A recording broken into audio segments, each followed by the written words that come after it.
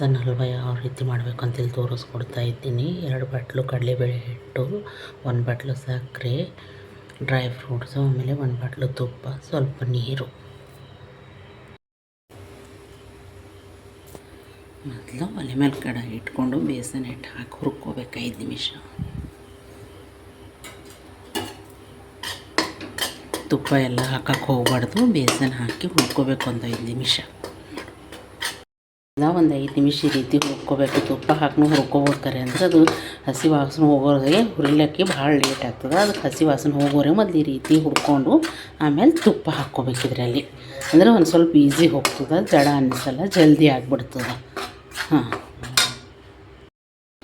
5 ನಿಮಿಷ ಆಗಿದೆ. ಈ ರೀತಿ ತುಪ್ಪ ಹಾಕ್ಕೋಬೇಕು. ತುಪ್ಪ ಹಾಕ್ಕೊಂಡು ಚೆನ್ನಾಗಿ ಗಮ್ ಮತ್ತು ವಾಸನೆ ಬರೋವರೆಗೂ ಹುರ್ಕೋಬೇಕು. ಮತ್ತು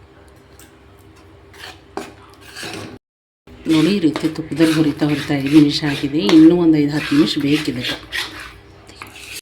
ನೋಡಿ ಈ ರೀತಿ ಗೋಲ್ಡನ್ ಬ್ರೌನ್ ಆಗೋವರೆಗೂ ಹುರ್ಕೋಬೇಕು. ಆಮೇಲೆ ಇದರಲ್ಲಿ ಮೊದಲಿಗೆ ಸಕ್ಕರೆ ಹಾಕ್ಕೋಬೇಕು.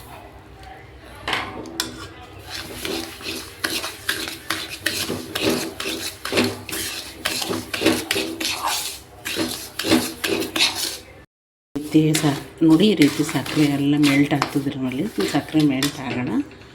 ಆಮೇಲೆ ನೀರು ಹಾಕ್ಕೋಬೇಕು ಇದರಲ್ಲಿ.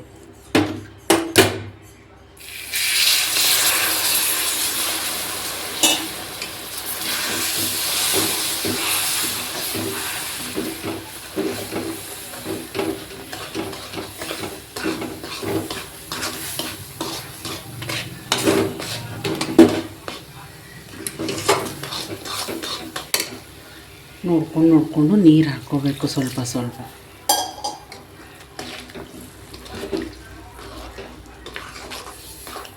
ಎಲ್ಲ ಚೆನ್ನಾಗಿ ಕಲಿಸ್ಕೋಬೇಕು. ನೋಡಿ ಈ ರೀತಿ ಚೆನ್ನಾಗಿ ಹಲ್ವಾ ತಯಾರಾಗಿದೆ. ಇದ್ರ ಮೇಲೆ ಡ್ರೈ ಫ್ರೂಟ್ಸ್ ಹಾಕ್ಕೋಬೇಕು.